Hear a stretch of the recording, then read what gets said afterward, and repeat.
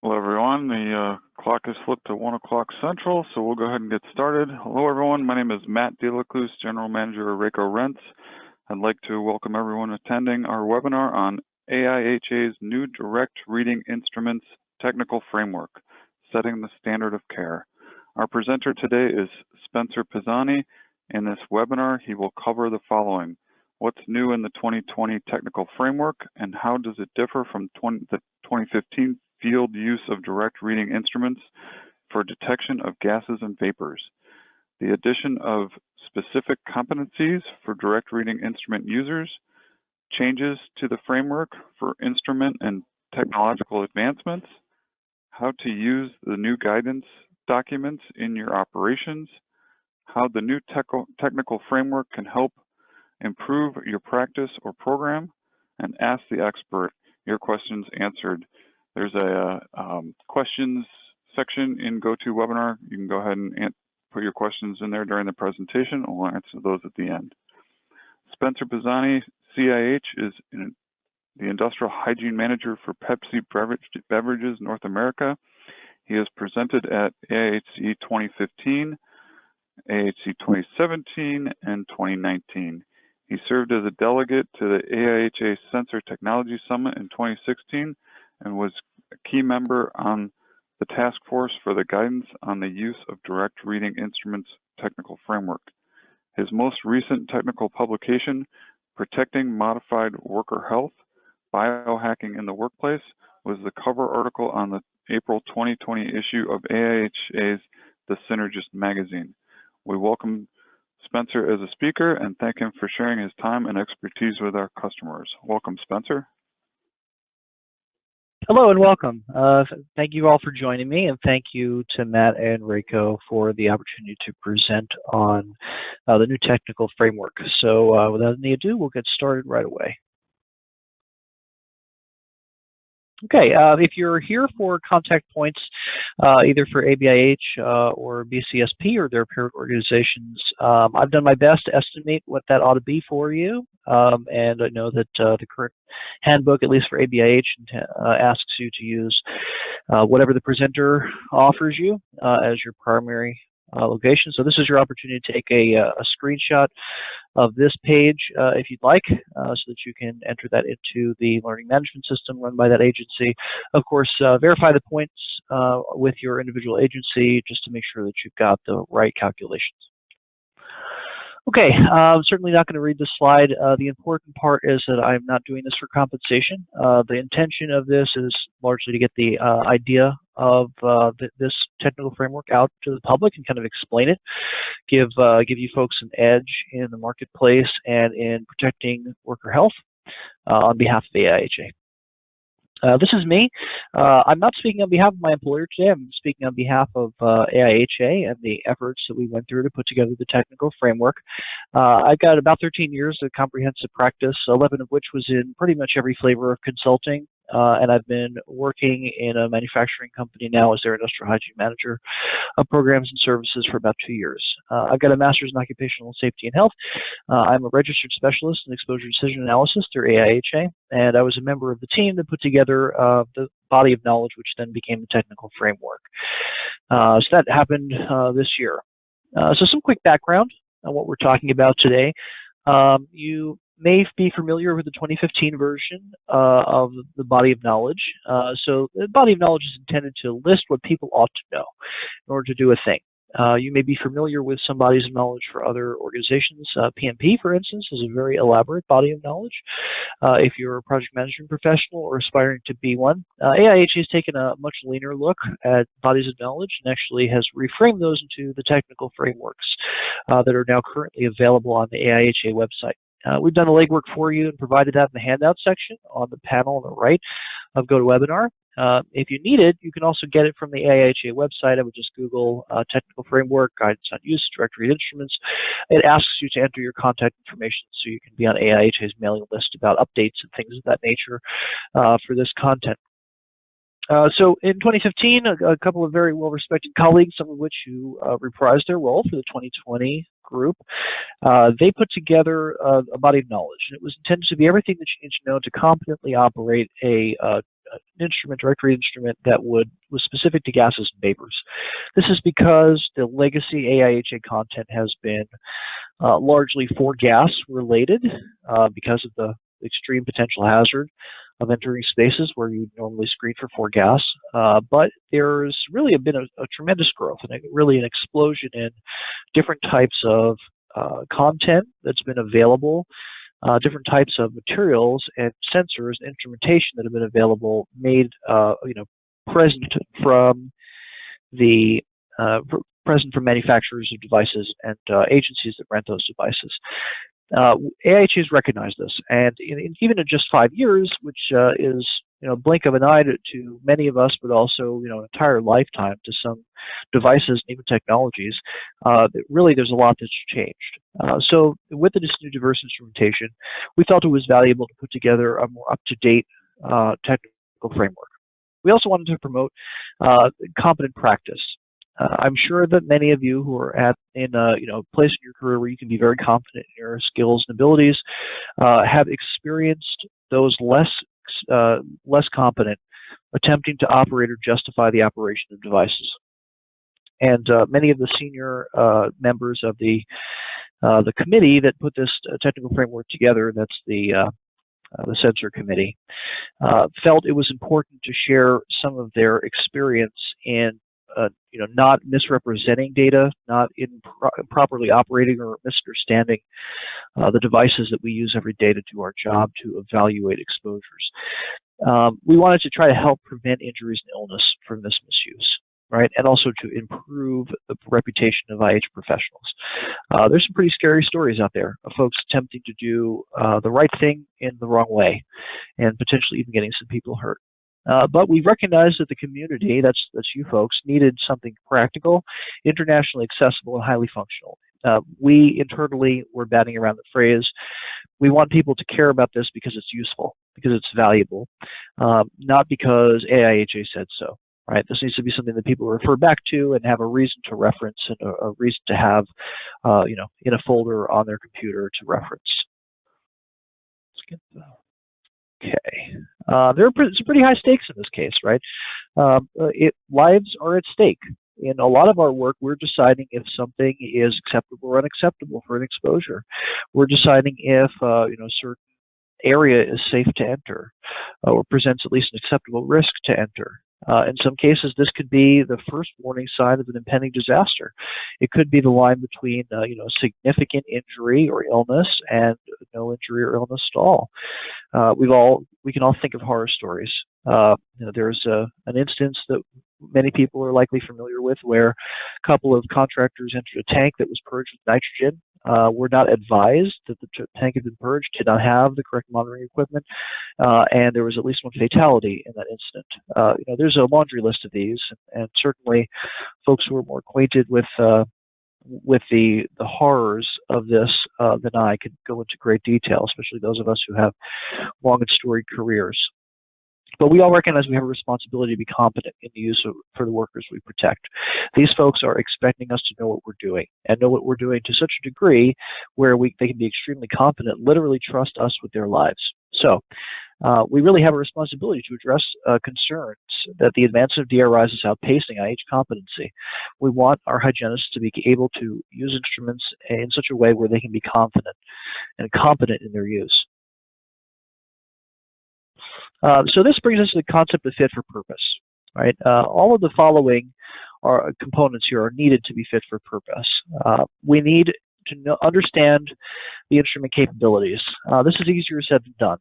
I remember hearing a story of folks who investigated the odor of a mastic by waving around a 4-gas meter to prove to occupants of the next floor that there was no danger.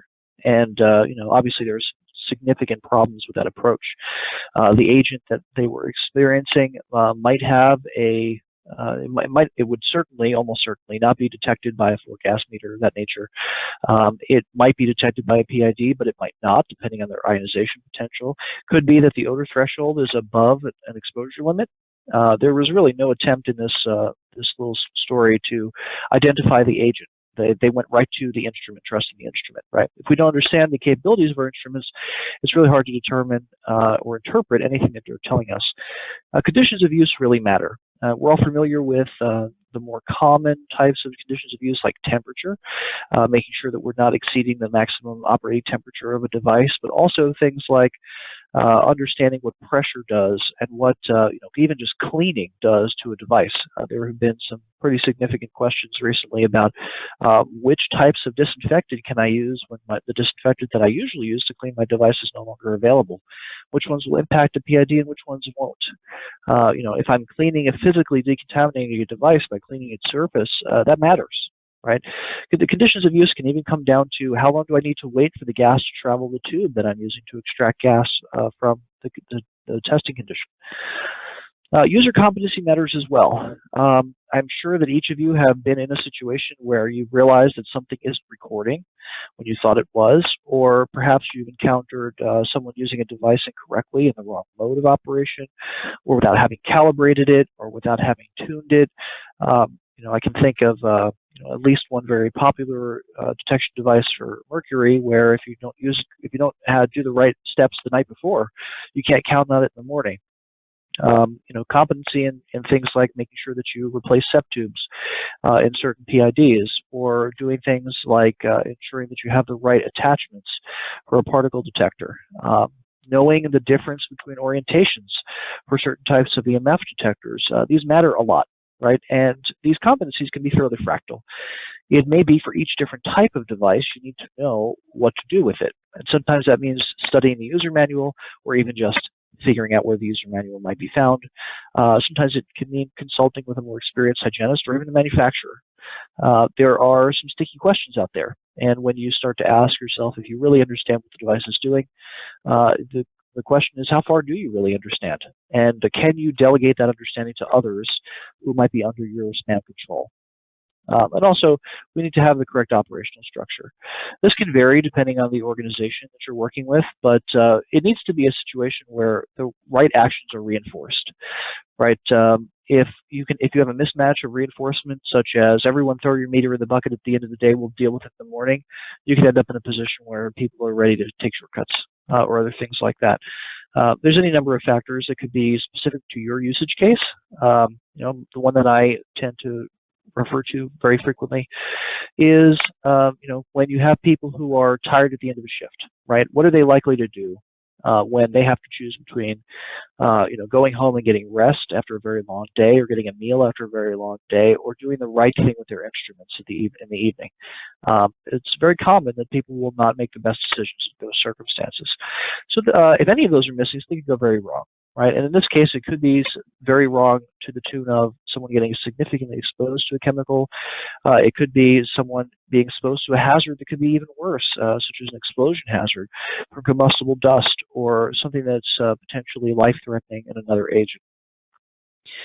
So the technical framework really is designed and intended to outline those knowledge and skills and abilities a competent person should possess. And it provides guidance on principles of use for an experienced professional. So we give you essentially what you ought to know to do a certain level of task, and we'll get into level of trust in a minute, and also what you should know to do that well. That's not everything that you need to know, right? It's not intended to be an industrial hygiene introductory class in a can, right? The intention is that if you've got some level of competency, perhaps you've been through one of AIHA's educational offerings, or you have a bachelor's degree that's included some classroom study, or perhaps you're coming in from an allied trade, learning safety and therefore industrial hygiene by OJT. We just had someone who came in from a maintenance position who's very promising new EHS manager, and we're very excited to take this journey with her. But people come into industrial hygiene from all walks of life and all professions. So this is really intended to kind of catch people up, right? You can think of this like the story so far type of document that AIHA has put together. Here's where we're at. Here are the things that you need to think about when you're using a direct read instrument. But it is not everything. One example is things like travel time and tube that we discussed a moment ago. transit time from the point of sampling until the detector. Calculating that, that's something we don't get into in this device. Calculating back pressure and flow. Those are fundamental skills that won't be covered in the technical framework. Not because they're not important, but because they're underpinnings, right? This is specific to the specific direct reading instruments that we're discussing as a principle.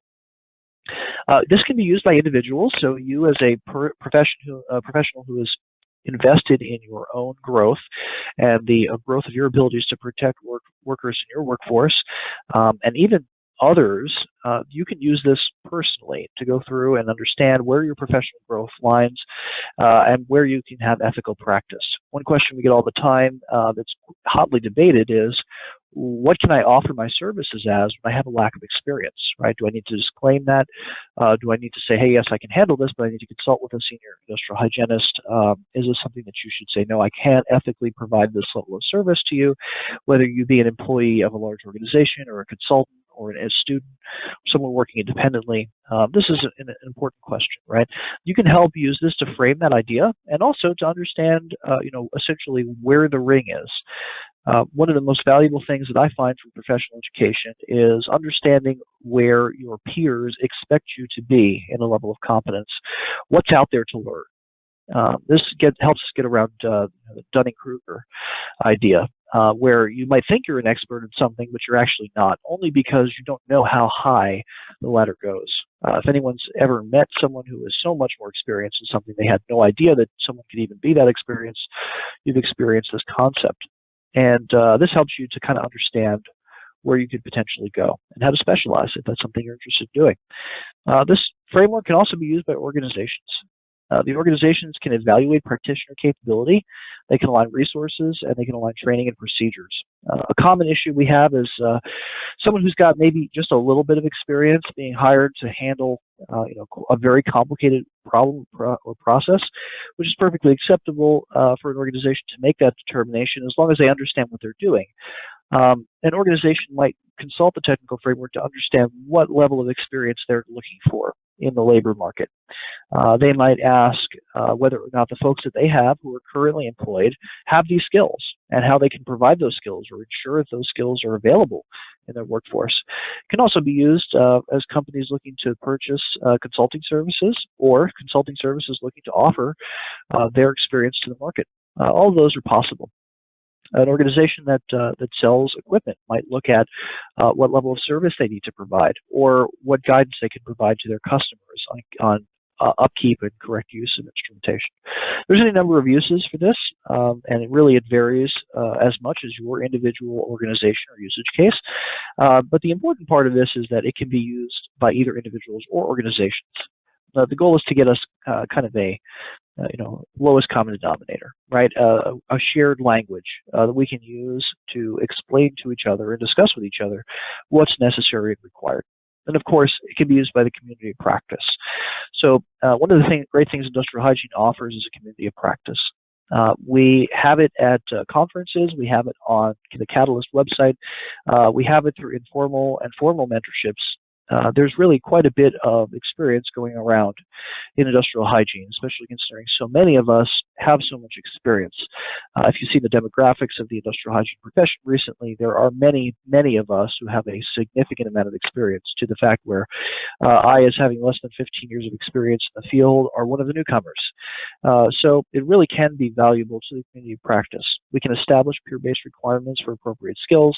We can create mentorship guidelines, and we can develop community expectations for dispensing services. I would love to hear that the technical framework is used by organizations soliciting tenders, bids, to determine which type of service they need, or to determine what level of staff they need in order to align with certain levels of education or experience. I think that'd be really great, right? If we can all come together and say, hey, this is what you really need to know. It can be used by instrument manufacturers to explain the level of complexity that might be needed to competently operate something, or to help plan educational materials so that we can understand how to explain to those of us who are less technical or in allied trades how to appropriately operate these instruments, even if they're not in charge of their use. It can be used by a standards organization to determine or align with what is necessary for competent use. It's actually already been presented to several standards organizations. And certainly, I hope educational entities, such as those who are teaching classes, are able to reference it as a important and relevant and current document put together by some of the industry's leading professionals. So what does it actually include? You've got a copy of the PDF in GoToWebinar, and as I said, you can also get it from the AIHA website. It's very unlikely to be updated in the next few years. Chances are that this will stay in its current form for at least 2 years, and go from there, when we'll probably do essentially the same process to update it. But the intention of this is essentially every word in this document was hard fought by a group of about 12 extremely experienced industrial hygienists from academia, the government, from research, from private consulting, from manufacturing, from hospitals, from manufacturers, you name it. We really scrabbled over every single word in this document. And certainly that would make it incredibly embarrassing if we have typos. But really, even just the difference between qualification and selection was something that we discussed at length. Here's what it actually includes. A little bit of that background, which is more or less what I described to you in more color. Then a purpose and application section describes what it is and how to use it. Largely what I've presented here, but also some other details. The directory and instrument user competencies are really the core of the document. It's a scaffold to understand who needs to know what. And you can ask yourself this in any number of roles and say, okay, do I know what I ought to know in order to do my job correctly? Chances are you're doing just fine, but there may be some areas where perhaps you didn't know that there was a factor to consider. Perhaps there's something that someone who's working with or for you, or someone whom you're working for is unaware. I have definitely been in a position many times in my career where I've realized something at the 11th hour. And we've determined that, hey, that's something we need to consider. I'm sure many of you have been in the unenviable position where we determined after the fact that something was inappropriate. And I'll share a brief story on that. But these competencies are valuable in a number of ways. We'll go through them in more detail. The guidance on DRI usage is that advice section that we're talking about. And colloquially, we call this the how not to get people hurt section, or things that would really make us mad section.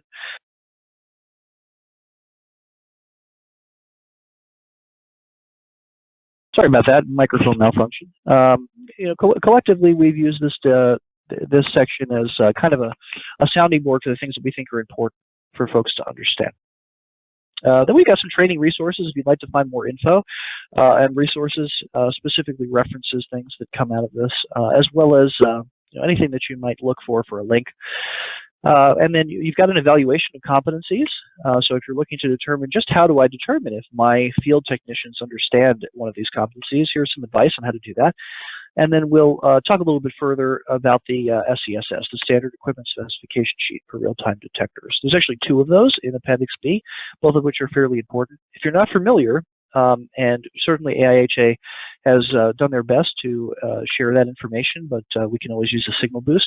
I'd like to explain that to you briefly as well. Okay, so what's new? KSA refresh. So in the old 2015 version, there were a lot of KSAs. And the KSAs didn't necessarily line up correctly with each of the categories they were presented. It was, a little bit of a jumble. And that's because the 2015 group led with the most important things, and they were thinking specifically gases and vapors. Understanding how far instruments have come since 2015, understanding how much they do that they didn't do, understanding how far even just microprocessing has come in 5 years is a big step. So what we've done is refresh the KSAs based on the experience of those folks who were doing it, and several vetters, including the content priority group at AIHA, to understand what knowledge, skills, and abilities need to be present and what context of use. When you combine these concepts, we'll call them technical competencies. So from here on out, instead of KSA, we'll call it a competency. Collectively, the competencies build a specific tier, and we'll talk about that. So essentially, you need to have all of the competencies to perform at a certain level, and we'll talk what those levels are designed about. Essentially, the key is trust. When we started talking first principles about this concept, really the first and most important thing we came up with was that trust is critical to our relationship. Right, as industrial hygienists to an employer, or even as a sole proprietor, independent industrial hygienist to, any level of recipient, be it a individual or a company or a process. as a consultant, you name it. Trust is critical, right? Just much like you trust your plumber to come in and do the right thing to fix your plumbing device, you trust an industrial hygienist to know what they need to know and to know that they know what they need to know in order to do this work correctly. So we align behind the factor that the degree of trust placed in this practitioner should determine competencies they need to have, and that's also true contrapositively. So if the inverse is true, so the competencies are a requirement for being trusted. If you don't have the competency, you shouldn't be trusted. Think of this like someone who might be, say, loading a rig, or rigging something on a construction site. You really need the person who is rigging that device or that piece of equipment to know what they're doing. And you need to trust them to know what they're doing. Trust and competency are interdependent. You really can't get one without the other. So based on that, we aligned around four concepts of users, and we'll talk a little bit more about each one as we go along. I'll give you a great analogy on how to organize these in your head.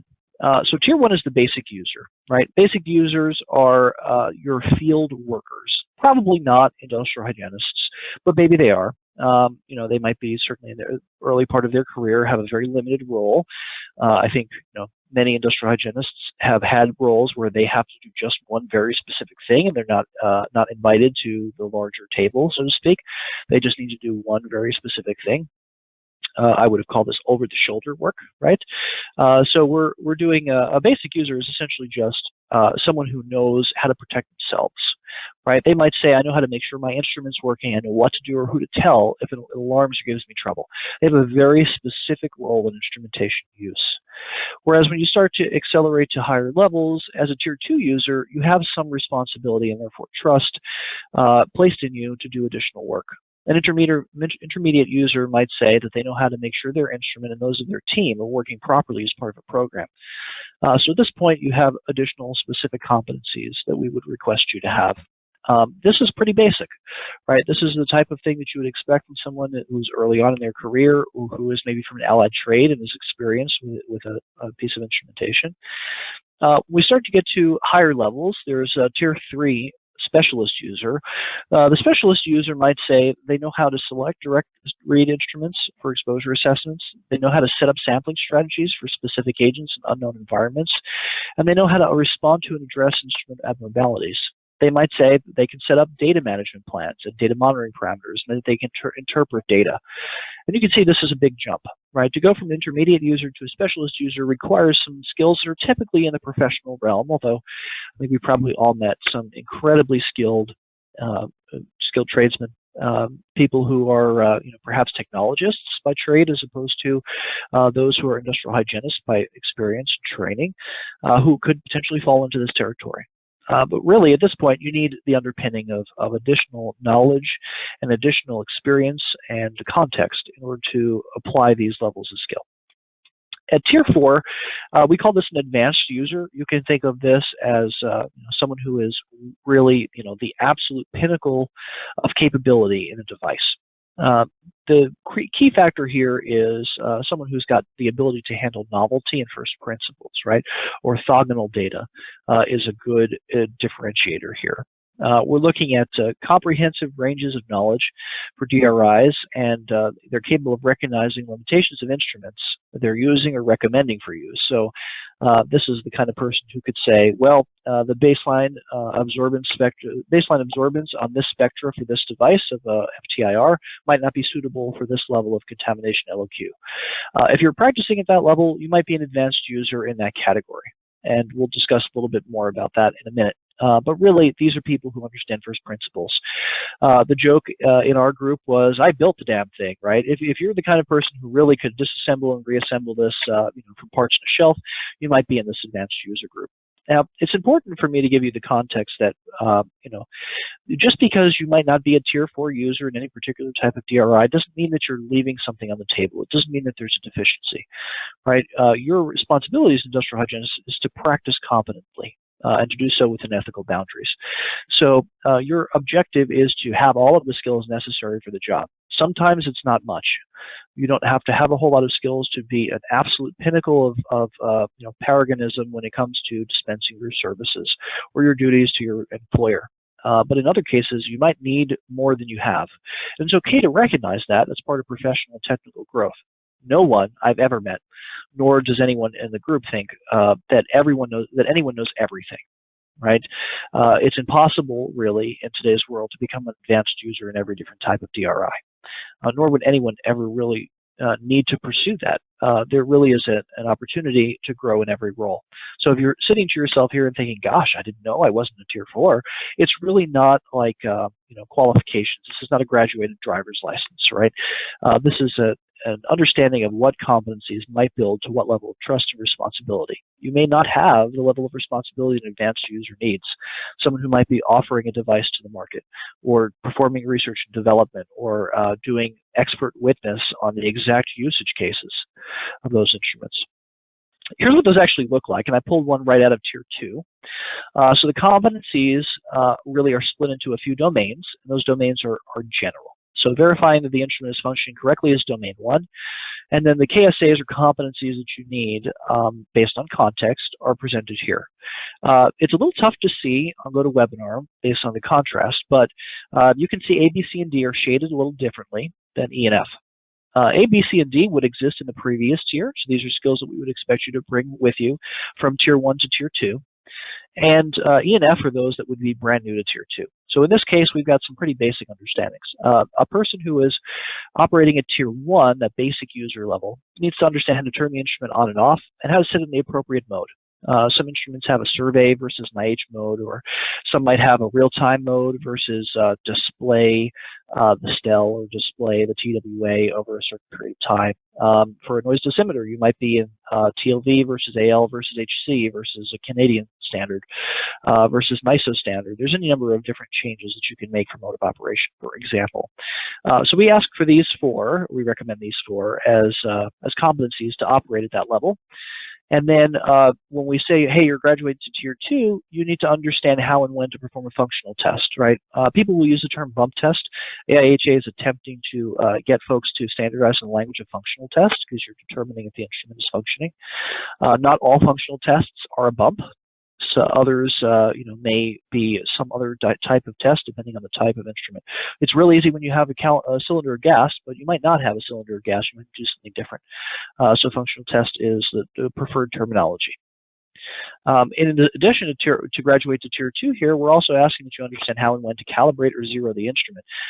That might be depending on the usage case, based on the error message you get or the drift you get. It might be based on whether or not it's even appropriate to zero an instrument. I've certainly had some folks who were purporting to operate at Tier 2 attempt to zero calibrate with zero air or for 100% nitrogen as a carbon dioxide device, which would not be appropriate for carbon dioxide as a trace gas in the atmosphere. So you can imagine how this is really based on a tremendous amount of discussion by these experienced folks, subject to quite a bit of review and even a job analysis. Essentially, we sent this out to about 100 respondents who gave us their opinions.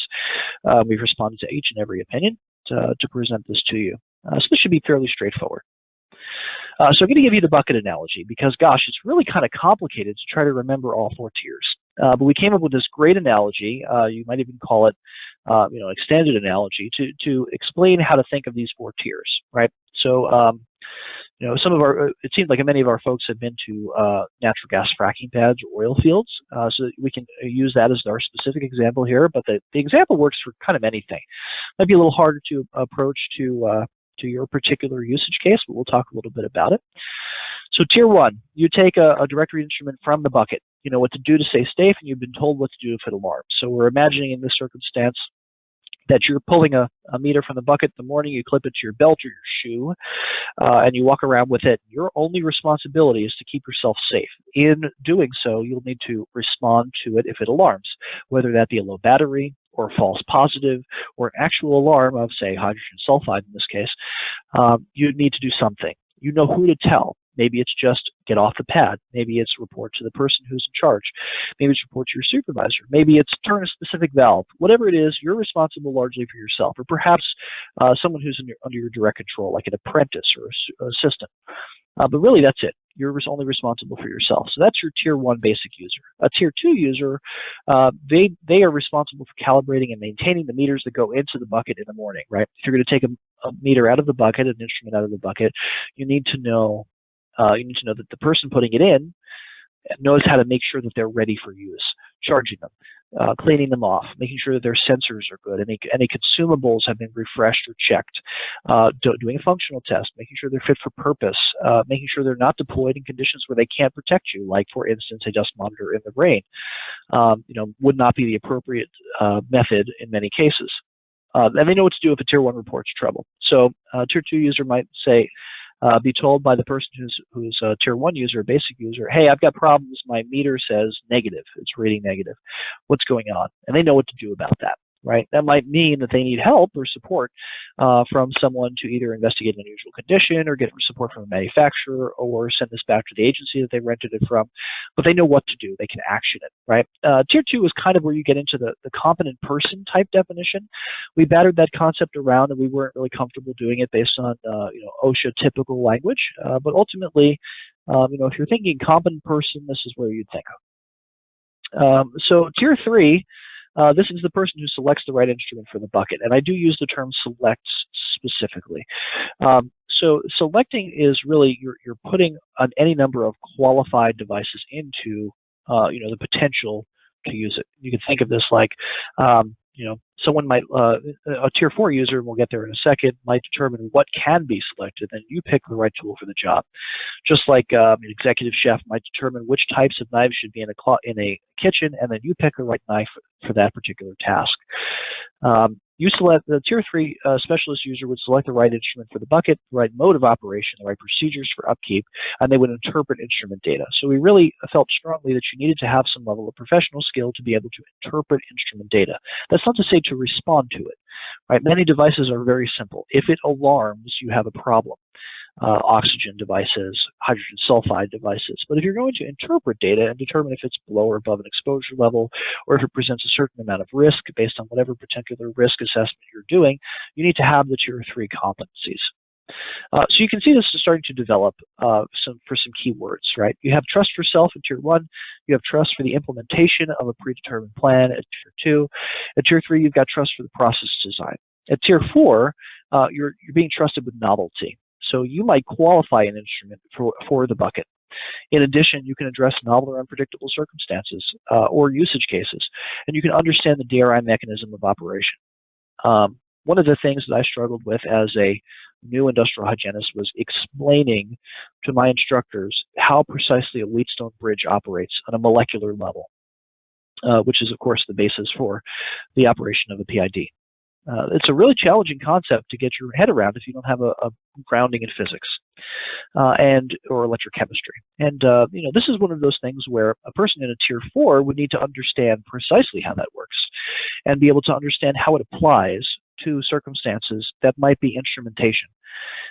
Essentially, a Tier 4 person who's operating a Tier 4, an advanced user, should never be surprised by a deadband.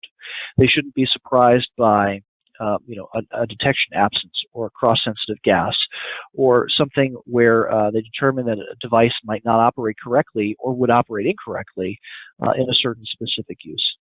This Tier 4 person is important, right? Many CIHs will be practicing somewhere between Tier 3 and Tier 4, but not all.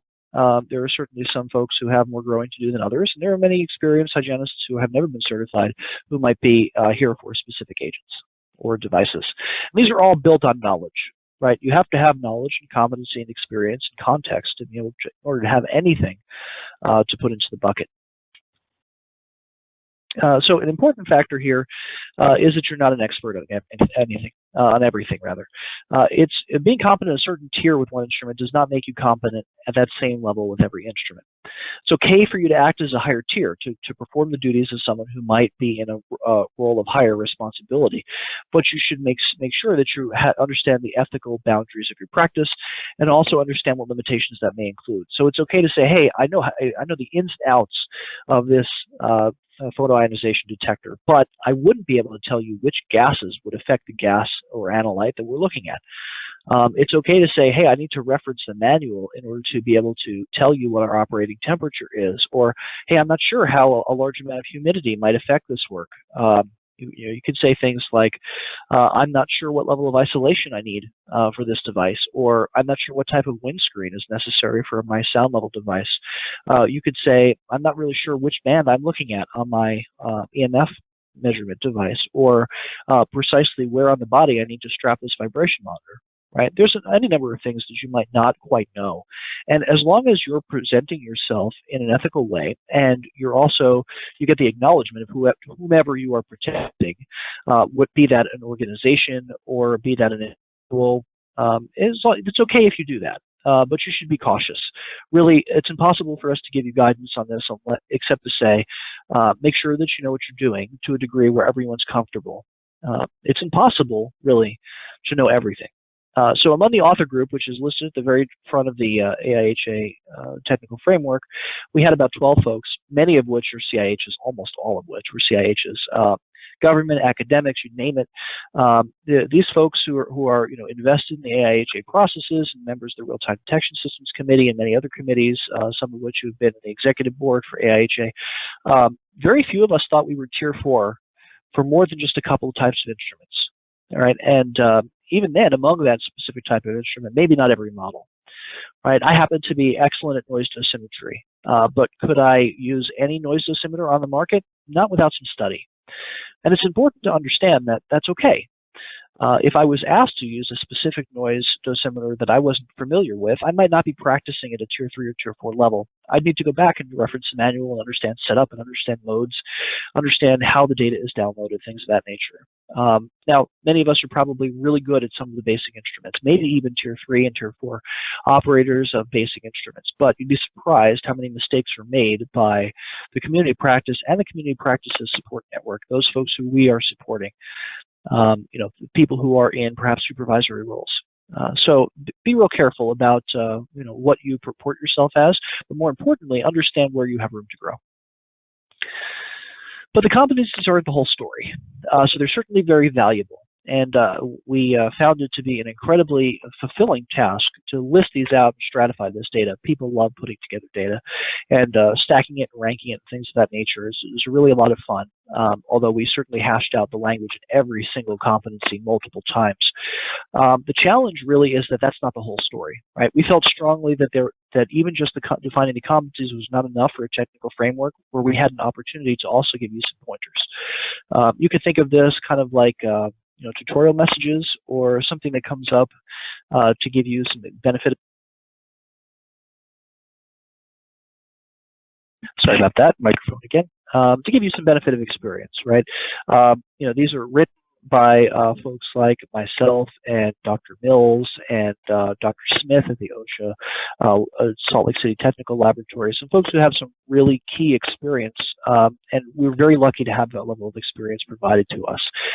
We did a survey of the people who are doing this work and also the people who have contributed to it from outside the group of authors to identify what these categories are based on our horror stories, times when we were caught unawares or wish we had known something. We came up with these 10 topics: a basic understanding of instrument operation, incomplete hazard evaluation, qualification selection of instruments, systematic evaluation of those performance characteristics, which we'll talk a little bit about, sensor cross sensitivities, correction factors, dead banding, and the limit of detection and limit of quantification, a reality check on results, inappropriate termination of monitoring and user uncertainty, which is maybe the most important one, and human factors, DRI usage. So we can, those are in there, and you can kind of go through each individual item to get some of that experience. We won't have time on today's webinar to go through each of them, but if you're unfamiliar with any of these terminologies or how to determine them for your particular instrumentation, it's really important that you familiarize yourself, specifically because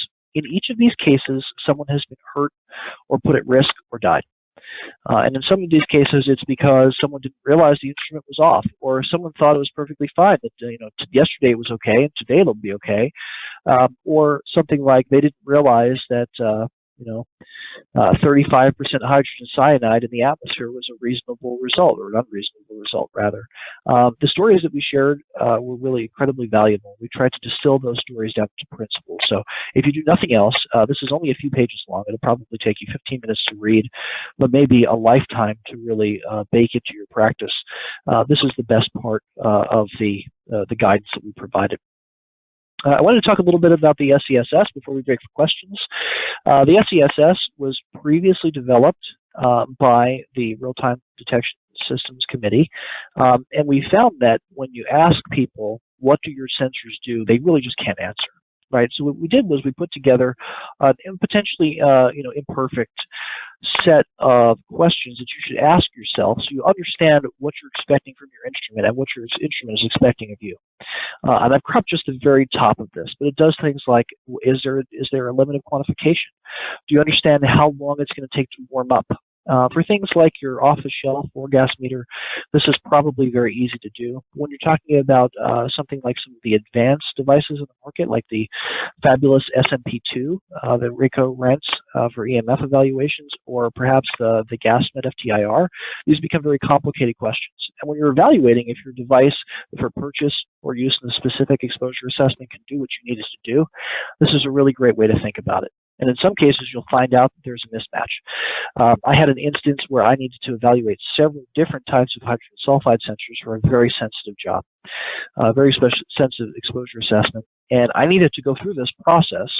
Didn't have the advantage of having this SESS to determine which one of these will give me the lowest level of quantification, which one has the best accuracy, what's the response time in each individual instrument. I ended up using 3 different ones because no in particular model was the best choice for every case. And in order to defend that to folks who are your stakeholders or potentially people who will receive your results, it might be valuable to have that. If you do nothing else out of the technical framework, be aware that this exists. And so it really does take a village to run a program. Since worker protection takes a diverse effort, all of these folks listed, all of these functions listed really can benefit from the technical framework. This is our common reference point to understand key principles. The more we thought about it, the more we had to offer to different agencies. And whether you're planning the monitoring program, whether you're buying the instrument or issuing a PO for buying the instrument, whether you're qualifying staff or positions, or you're trying to determine what to train on how to train, or if you're setting a policy for what's acceptable for use of instrumentation. Businesses live and die in some cases on the responses of their instrumentation. And as hygienists, to borrow a Steve Janism, we are the ultimate contextualists. We are responsible for providing our clients, be it employer or otherwise, with the context of those sensors results, to tell them what it means and how important it is and how it should be interpreted. For how to use this device specifically for individuals with a specific instrument in mind. Review these competencies and identify that any that you might need to develop. Use this to justify training you might need or development opportunities, or go seek information on your own. Review the guidance, ensure that your operation takes into account all of the key points presented, and identify any discrepancies that you can help close in your systems. It might be the folks that you're working for or with have no idea that they have a gap, and it might be a very important gap. And in many cases, it's very difficult to explain to them that a gap exists based on your personal judgment, which may be very sound. I know I've been in that position several times. When you have this kind of thing to back you up, it might be more valuable to you to be able to say, hey, look, a key team of industrial hygienists and experts from all walks of life have gone through this and understood that there are some specific competencies we need to understand and we need to think about. For program owners, if you're running a program or you're running someone else's program, evaluate whether your program conforms to the technical framework as it applies for the tasks that you delegate. Are any of your users operating out of tier? Have they retained more trust than they have competency for, or vice versa? Are they missing competencies for the level of trust? Is that okay? Is it okay for you based on your risk tolerance and where you're at and what you expect of those users? What level of support they have? Common example, if you expect someone to respond to an alarm, have you given them the procedures to respond? Do they have the judgment and skills necessary to respond, even if it's night shift? If it's 3 o'clock in the morning on a Saturday? Is it just, call me and I'll figure it out, or do they actually have the competency necessary? Should you invest in that person to bring in their competency? Educate your key stakeholders on the technical framework. This might be at say a pillar meeting, or it might be at a committee meeting. Explain what this document is, where it's coming from, and what do you want them to take away from it. Also, there are any assumptions that you're making in your DRIs that you're not sure about, such as deadbands, limit of detection, etc. You might need to be aware. As a quick story on this one, I had the opportunity to use a device that was purported to detect hydrogen fluoride, hydrofluoric acid, way down to a very small amount. Except what they didn't tell me in the manual was that there was a deadband between 0 and 0.23 parts per million. So we're getting up near the TLV at that level. it essentially read 0 all day, but my tubes came back with a point, it's 0.20 or something very similar, just below that dead band. Before that, I had no idea that I was having exposures occur to the employees I was monitoring without actually having known about it. What I would have expected that the device would have shown me that level. I assumed at that point early in my career that it would have started at 0.01 and gone up because that was the level of precision or accuracy that the device offered, 0.01 ppm, but it didn't start until 0.23. So I didn't learn that except the hard way. I hope that none of you ever need to learn that type of lesson, especially with very toxic agents. Are any of your performance failures due to a root cause identified in the guidance? Do folks not know what to do in the case of alarms? Things of that nature. If you're a business owner or a business partner or leadership, you might want to think about understanding what qualifications your staff needs to perform tasks that require each degree of trust. Use these competencies as a roadmap to develop staff into roles of higher competency so they can build trust in both the process and also offer you something. Align these functions like supervision, training, purchasing, hiring, qualification, and auditing to the recommendations of the technical framework so that you have an external benchmark. And also, be sure to brag about your adoption of the technical framework to your peers, because then you can say, hey, I'm ahead of the curve. I'm listening to the foremost industry guidance. I know many organizations will be very proud of that. That's our presentation. Thank you for listening, and thanks to RAECO for providing the opportunity to discuss it. We'll take questions for at least the next 10 minutes, and we'll go from there. All right. That was a great presentation. We've got one question, so just a reminder to everybody, if you want to put questions in the chat, we'll go ahead and answer those. I'm not sure I understand this though. He says, excellent presentation, and then what is the cost of AIHAs? So if they're asking what the cost of the technical framework is, good news, it's free. All you have to do is just bring up the web page. You can do that to have a copy that's hosted. However, this actual document here is hosted for you in GoToWebinar. If you see on the right-hand side of your panel, you can see that there is a handout that says Technical Framework, Guidance on Use of, and the rest is cut off on my view, but it's the full document. You can download that PDF as a right off out of GoToWebinar, and I'm sure everyone's doing that right now. So you can take a look at that in particularly and read the actual document. This slide deck will be provided to you after the fact. I actually put a whole lot more words on each slide than usual so that you can pull these out and use them for your own purposes, whether it's to prove to someone that you need some additional development or to justify review of your program or adjustment or improvement of your program. You can do that. But there is no cost to the technical framework. If you're interested in having a more intimate experience with some of my colleagues on the AIHA Technical Framework Development Team, there is a PDC that will occur. It did occur this year, probably will occur again next year, although that's yet to be determined by AIHA.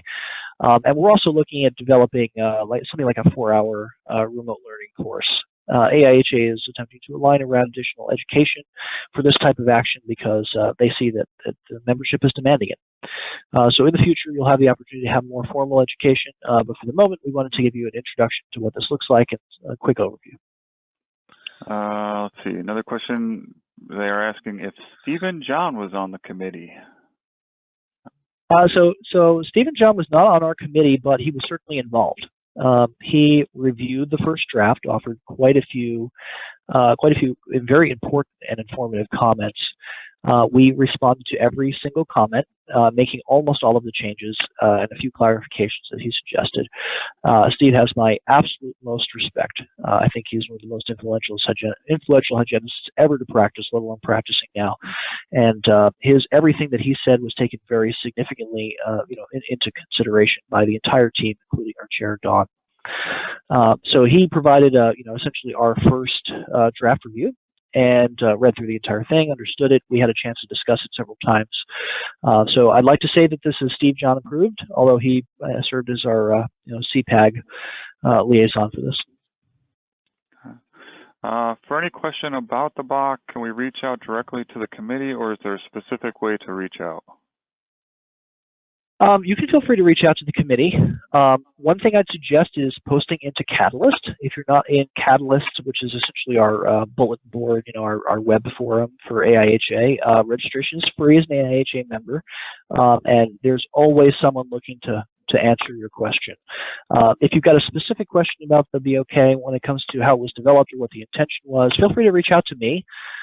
There's a tremendous group of folks, many of which you can find their public email very simply from the authorship group. Alternatively, you can reach out to AIHA. AIHA loves receiving questions like this, so feel free to reach out to any of the professional staff at AIHA, and if it's something that they don't know or can't answer, they'll direct you to someone in the Real-Time Detection Systems Committee. I would expect that most of the people who wrote this would be happy to answer a question for you. Next one is the committee looking for more contributors. At the moment, the technical framework is complete. So this is a published draft. And gosh, it was probably 70 different drafts. We went through everything, all of the competencies multiple times, reframed them, reworked them, argued over individual words, things of that nature several times. So at the moment, it's complete. I don't know when AIHA plans to revisit this, but what I can suggest is the Real-Time Detection Systems Committee. The committee is essentially the sponsoring agency for this body of knowledge, the technical framework. And if you join the committee, you have an opportunity to help shape the community practice so that we understand what's important to you, what's important to your stakeholders, where should we go. Typically, there is a significant need for invested individuals in the technical framework, in the committee, and we'd love to have your voice. I'll just answer the next one. Yes, the webinar will be shared both on the RAECO Rents website. We also have a YouTube channel under RAECO Rents. It'll be posted there, as well as the slides and the body of knowledge itself. Next one is, can you point to additional SESSs that you find very thorough? So I don't have any completed that I can share. But what I can say is your community of practice is probably the best source for individual SESSs. There's been lots of discussion about what role the SESS should play, but because the context of use is important for each one, it's difficult for there to be just one standard one. One thing that I can suggest is that you bring this desire to your manufacturers, the TSIs, the Honeywells, the ChemDACs of the world.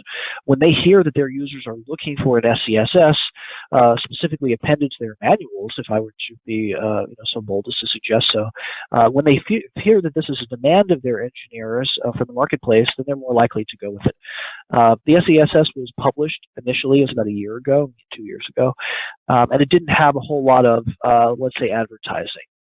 What we're trying to do is to signal boost that and make sure that people know it's out there, and to make sure that people understand that evaluating devices based on a standardized, very specific way, it can be very valuable for their program.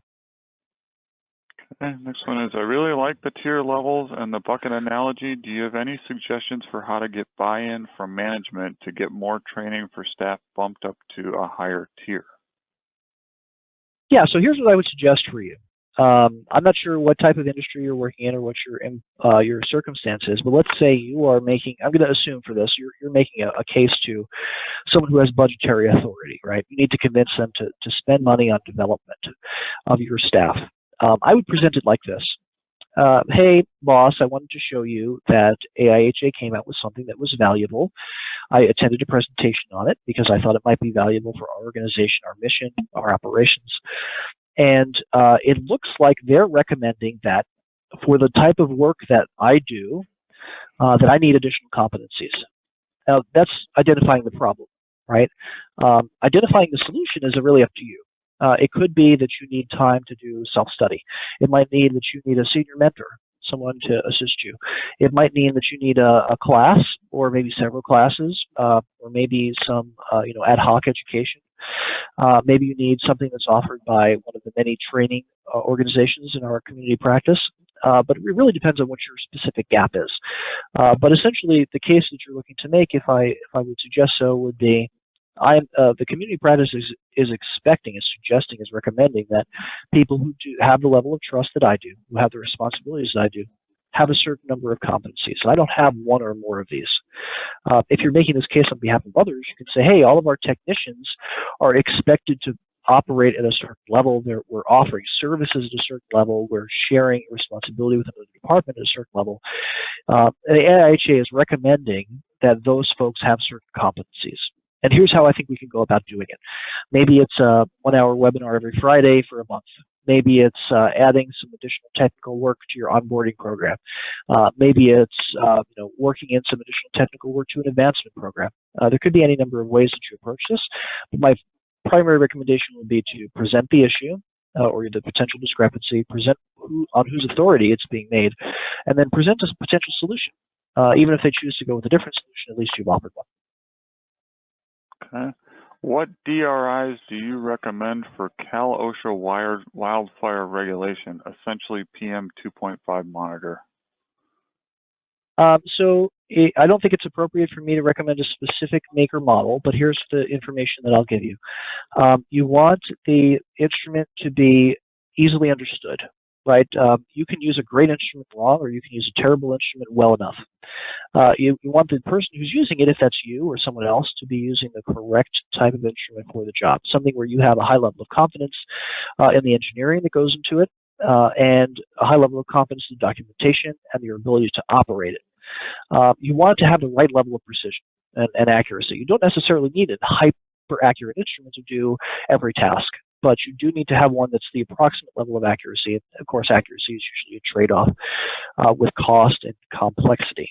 And you want whoever's providing it to you, whether that be your purchasing department or rental agency, or you're purchasing it directly from the manufacturer, to have a direct competency. I know that I trust RAECO for this function. So anything that they recommend, I can be confident in that. If I were to purchase one, I would be looking at their manual, at their manufacturing specifications, at how they operate, at how they're QC'd. Certainly, there's any number of particle sensors you can buy on the internet. Not all of them are going to be worth the shipping, if you follow me. All right, next one. Will the manufacturer's training for instrument maintenance be adequate for designated employees? It could be. So in some cases, first it depends on what you're designating your employees to do. So if you're specifically mentioning maintenance here, so I'd like to assume that you're talking about folks who are taking care of your instruments. If their manual says clean with a solvent, that might not be sufficient. You might need to ask them or your community practice what solvent, right? We've seen a bunch of concern over people ruining 4-gas, PID, and 5-gas sensors using the wrong type of disinfectant, right? Using something that's not appropriate. The manual can be sufficient, but there are instances where it can't. The example that I shared with the hydrofluoric acid meter did not have that. It did not have that understanding. The example I use is, when is it time to replace a SEP tube in an ultra-ray, right? And everyone will give you a different answer, right? The manual isn't really specific, at least last time I checked, which is admittedly a few years ago. It might be that you need to ask their question. What I would suggest is engage the engineers, right? Every reputable manufacturer will have an engineering team, and they should be eager to take your calls and technical questions. And if they're learning anything, putting those into the manual. So if you find that there's a gap, and that's your responsibility as a contextualist, then ask the question, right? Either ask it of the competent folks over at RAECO, like Jordan is the one that I'll give a shout out to here, who's answered more questions than I would ever hope to ask anyone.